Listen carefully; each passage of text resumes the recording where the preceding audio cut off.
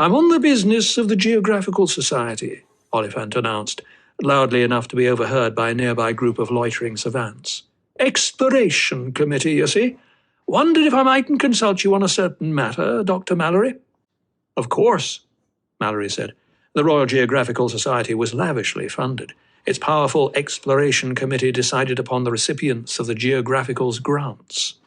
May I suggest we speak in private, sir? Surely, Mallory agreed, and followed the journalist into the palace's saloon, where Oliphant found a quiet corner half-shadowed by a lacquered Chinese screen. Mallory threw back his coat-tails and took a chair. Oliphant perched at the far end of a red silk couch, his back to the wall. He gazed limpidly down the length of the saloon, and Mallory saw that he was checking for eavesdroppers. You seem to know the palace well, Mallory ventured. Are you often here on your committee's work? Not frequently, no, though I once met a colleague of yours here, a Professor Francis Rudwick. Ah, Rudwick, yes. Poor chap. Mallory was nettled a bit, but not surprised, to meet a professional connection of Rudwick's.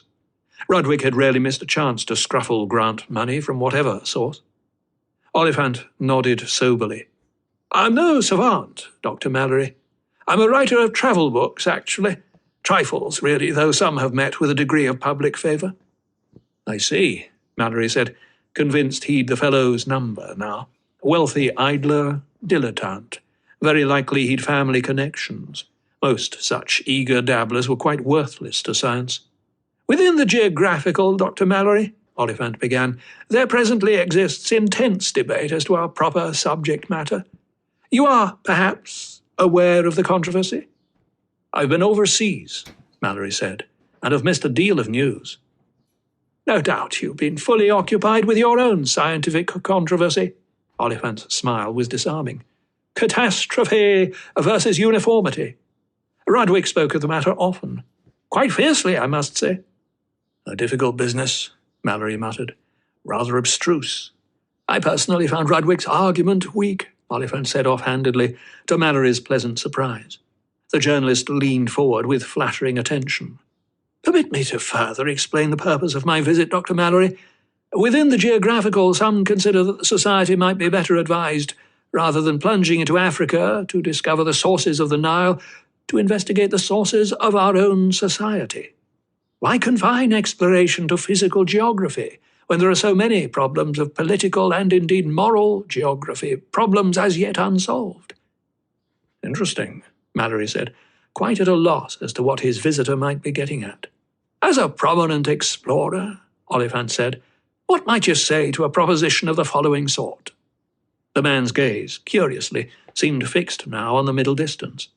Suppose, sir, that one were to explore not the vastness of Wyoming, but a specific corner of our own London. Mallory nodded meaninglessly, and briefly entertained the possibility that Oliphant was mad. Mightn't we then, sir, the man continued, with a slight shiver as of suppressed enthusiasm, make utterly objective, entirely statistical investigations? Mightn't we examine society, sir, with a wholly novel precision and intensity, divining thereby new principles from the myriad clusterings of population over time, sir, from the more obscure travels of currency from hand to hand, from the turbulent flows of traffic, topics we now vaguely call police matters, health matters, public services, but perceived, sir, as by an all-searching, an all-pervasive, a scientific eye. There was far too much of the enthusiast's gleam in Oliphant's gaze, a sudden fierce kindling that showed his air of languor as a sham. In theory, Mallory hedged, the prospect seems promising. As a practical matter, I doubt that the scientific societies could provide the engine resources necessary to such a broad and ambitious project. I myself have had to struggle to arrange a simple stress analysis of the bones I've discovered. Engine work is in constant demand. In any case, why should the Geographical Society tackle this matter? Why take funding from necessary foreign exploration work? I should think perhaps a direct parliamentary inquiry. But government lack the vision necessary, the sense of intellectual adventure, the objectivity. Suppose it were the engines of the police, though, instead of those of, say, the Cambridge Institute. What would you say then? The engines of the police? Mallory said. The idea was quite extraordinary.